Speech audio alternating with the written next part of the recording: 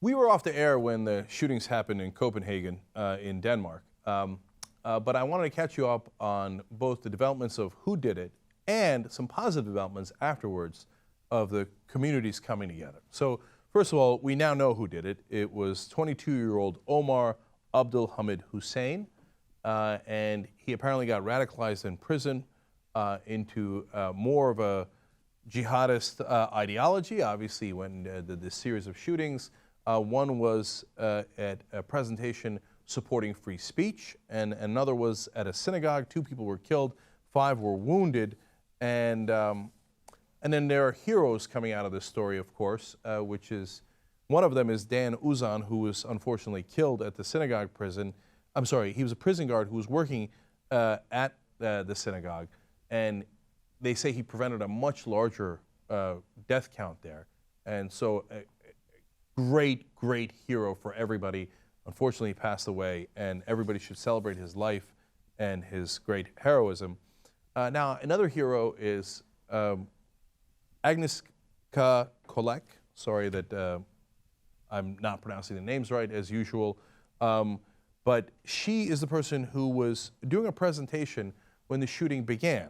Now, at the time, people were, of course, talking about the cartoons of Muhammad. In fact, Lars Vilks, a Swedish artist who's very well known for doing the cartoons of the Prophet Muhammad, was at the event, and they think that maybe the guy was trying to shoot him.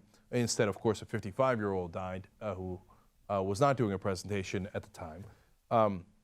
But Kolek, after things calmed down, I know, look, I'm sure she was shaken, and maybe they didn't quite think through what they're supposed to do next as they're waiting for the cops to come in and clarify everything. Now, they think the shooter has gone at that point.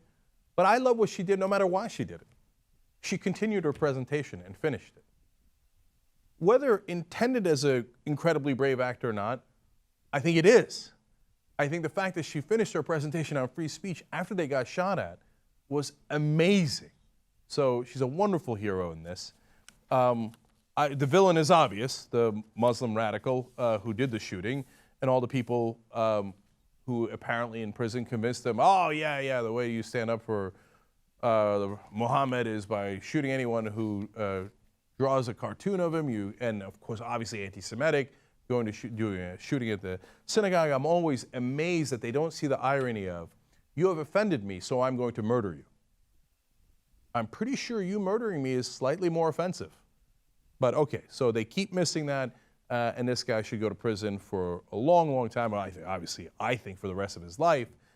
In Europe, they're sometimes more lenient, which drives me crazy. I know, I come from an American perspective. Okay, now, let me give you another hero. It is 17-year-old Harjad Arshad. What did she do? She decided that she wanted to do a circle around the synagogue. So this is in Oslo, Norway now, okay? And she decided, hey, there's a synagogue here, and I want to show everybody that that most Muslims are not like that shooter. He's a radical, he's fanatical. We are not. So I want to do a peace ring around the synagogue to make sure that people know if you're going to shoot at the Jewish people inside that synagogue, you got to come through us. What a wonderful, wonderful statement, right? Now the rabbi there was concerned, and he's like, look, this is a great idea. And the leader of the Oslo's Jewish community there is Irvin Cohn. He just said, make sure enough people show up, otherwise it's going to look bad, right? So he's like, if you get 30 people to show up, that'll look good, and that'll be great, and thank you for doing it. Well, she made a call for people to come, and she's already recruited 450 people to come to do this peace ring around the synagogue, okay? So why is she doing it? She says, to extinguish the prejudices people have against Jews and against Muslims. Oh, I love her. Okay. She says, we think that after the terrorist attacks in Copenhagen, it is the perfect time for us Muslims to distance ourselves from the harassment of Jews that is happening. Now look, I'm not in the camp of people saying one Muslim or all Muslims have to apologize for the acts of other Muslims. Well, they didn't do that attack. They don't have to apologize for anything.